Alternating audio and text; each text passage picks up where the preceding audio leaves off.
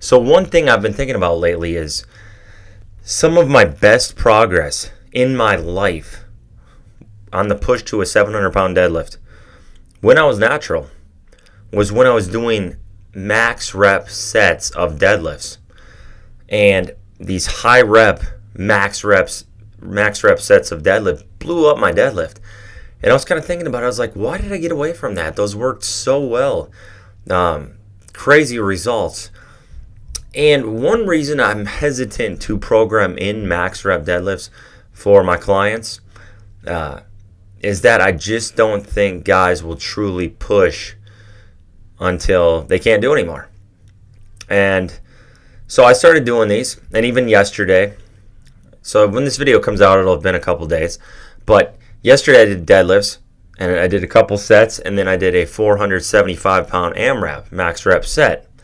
So max rep, AMRAP, it's interchangeable. AMRAP means as many reps as possible. Now, I did 13 dead stop reps with 475 pounds, which I was like, man, that's huge. That is big time. And I was really happy with that. But even looking at the video, I'm like, I probably had 14, maybe 15 with a slight hitch. And that's what I'm saying. It's so difficult to program these for people because I'm always like, are my guys really going to push it to that complete failure, almost not complete failure. I don't want you missing reps, but close to that level. And I feel like we have it in our brains where we think of deadlifts so much as like a low rep movement that we're like, oh, you can't push deadlifts to 15 reps. You can't push deadlifts to even 12 reps. I think a lot of us have that mental limitation, that mental block. But it's like, no, the magic in deadlifts a lot of times is pushing past the 10 rep barrier, pushing past the 12 rep barrier, doing these crazy AMRAPs. That's when you're going to get huge progress, which huge carry over to your max. And this only works with dead stop reps. If you do this touch and go, it's not going to work. Bouncing the plates off the floor or anything like that. So I'm really happy with the 13 at 475, but I know there's probably more there. I'm like, I think I could get 12, 13 at 500 in the weeks to come. And, if I can even get to where we build off of that and we get 550 for 10, 550 for 10 is going to be right close to the upper 600 range.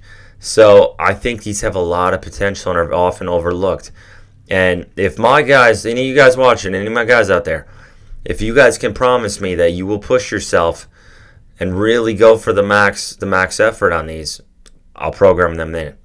And I do program them in if I can tell someone's really going to push it. But a lot of times it's just better to designate the number of reps. And I think a lot of guys look at me like I'm crazy. They'll see their week, and they'll see the week I planned out for them, and they'll be like, 12 reps? Has P lost his mind? I'm telling you, there's magic to this strategy. It works. It obliterates your low back, your upper back. It might take a full week to recover, but it works wonders. So this is something I'm going to get back into. I was looking back, and this was in the lead up to the 700-pound deadlift. I did 530 pounds for 13 reps on April 9th, 2011. Video cut off, but on April 8th, 9th, whatever I said, 2011, 530 pounds for 13 reps, dead stopped. Albeit with bumper plates, but that was even with mixed grip. So nowadays, calibrated plates are much tougher than the bumper plates to get moving off the floor. But I use straps. Straps just really allow you to push it, and that's one of the things I'd recommend with this. Use straps. There's nothing against straps, guys. Straps are a useful tool when need be. So use straps, push it a bit, and really try to take your deadlifts to the next level with the higher reps. It's going to be a game changer. So that's the big change I'm making here. I do think I'm going to experiment around with a rough 3 training days, almost 4. So I'll explain it a bit. So basically I'm going to do my lower body deadlift work on Mondays. So deadlifts, unilateral work, core work. So I'm doing extended planks. Extended planks are where you do a plank with your arms out in front of you as far as possible while still flexing your abs, keeping your core tight to really maximize the extension. It's like almost simulating a standing ab wheel, and it's a good way to progress on standing ab wheel. So you're doing a plank on your hands with your hands as far out in front of you as you can, and your core still tight, and that's going to help you progress into being able to do a standing ab wheel. The other thing So Tuesday is all upper body, bench, dips, that sort of stuff. Lots of curls. I've been hammering curls and lateral raises. Two of my major physique goals are to continue to build bigger arms and widen my shoulders out. So I feel like the biceps are really coming along right now.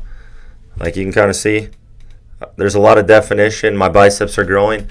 I'm pretty happy with that. I've been hammering curls heavy. Today was like 5 sets of 10 per side with dumbbell curls with 45-pound dumbbells. So really placing a high emphasis on that. Then what I'm going to do Thursday is going to be another day of just basically curls and lateral raises to focus on bringing up these weak points. So that day I'm not really going to count as a lifting day. It's just easy stuff, easy accessory work. And then Saturday will be the second upper body day of bench. So I'm only doing 2 bench days right now. I would do 3. I would do way more volume. I would do way more accessories. But coupled with the running 50 miles a week, it's just not practical to take that much time out of my day when I have other responsibilities and a family and everything. So I'm trying to balance it the best I can. And you can balance this stuff. You just have to find the most important stuff. You have to cut it down to where you're not spending an eternity on any one thing. And I'm very efficient. Like I'll literally be working, and in between work, I'll do a set. And I'll work some more on my computer, come back, do another set. And I just continue doing it like that. So that leaves me. If you're interested in coaching, shoot me an email, prstrength1@gmail.com. I'll drop that link in the bio. Appreciate you guys watching, though. Hopefully this channel continues to grow and you guys find value in this, because that's what this channel is all about.